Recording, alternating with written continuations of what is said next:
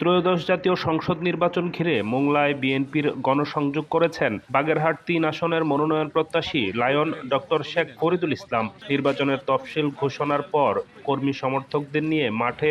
প্রচারণা চালাচ্ছেন। শুক্রবার বেলা ১২টায় মোংলার দিগরাজ বাজার কলেজ রোডে বিএনপির গণসংযোগ করেছেন তিনি। এ সময় ফরিদুল ইসলাম বলেন, বিএনপি একটি বড় দল, এখানে প্রতিযোগিতা আছে, বাট আমাদের ভিতর ভ্রাতৃত্ববোধ বা দলের প্রতি কমিটমেন্ট সেটা কিন্তু অবশ্যই আছে এবং আমরা চেষ্টা করব দল থেকে যাকে নমিনেশন দিবে ধানের শীষের পক্ষে আমরা তার পক্ষে সবাই কাজ করব এবং নেতাকর্মীও সেইভাবে জোটবদ্ধ হয়েছে এবং আমি দেখতে পাচ্ছি সবাই, হ্যাঁ হয়তো ব্যক্তিগতভাবে অনেকেই চাচ্ছে অনেককে, কিন্তু যখনই দল একটা সিদ্ধান্ত নিবে সেই চূড়ান্ত সিদ্ধান্ত সবাই মেনে নিয়ে